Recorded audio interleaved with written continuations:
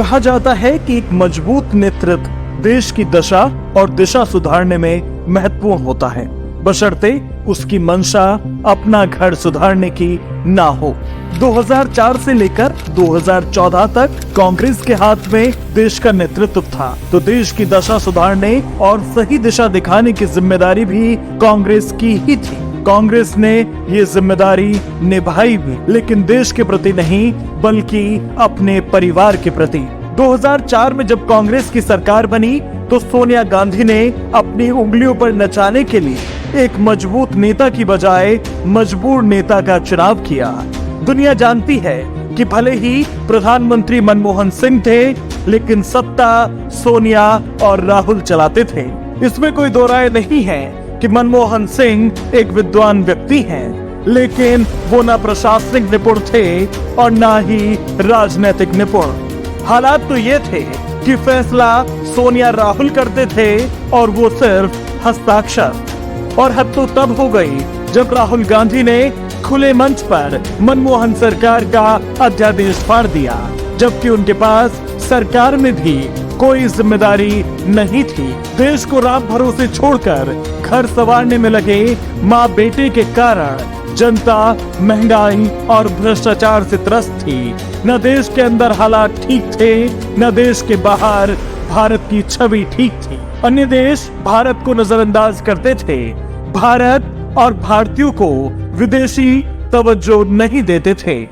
बदलते वक्त के साथ भारत की जनता ने सरकार क्या बदली, देश विदेश में भारत की छवि बदल गई, क्योंकि इस बदली हुई सरकार का नेतृत्व मजबूर नहीं एक मजबूत नेता के हाथों में है। उस नेता के हाथ में जो कहता है इस देश के लिए जी रहा हूँ और इसकी सेवा करते करते मरना चाहता हूँ, जिसका उद्देश्य भारत को संवारना है, न कि अपने परिवार को। साल 2014 में भारत की जनता ने सिर्फ एक प्रधानमंत्री का चुनाव नहीं किया था, बल्कि नए भारत के निर्माण की नींव रखी थी।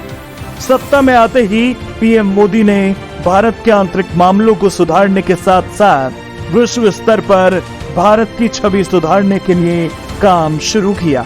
2014 से पहले के भारत पर कोई खतरा आ जाए तो उसे बातचीत से सुलझाने की प्रथा थी, जिसे मोदी जी के नेतृत्व में बदला गया और दुश्मन को उसी की भाषा में जवाब दिया जाने लगा। जो भारत अधिकतर हथियार दूसरे देशों से खरीदता था, वो आज खुद अपने हथियार बना रहा है।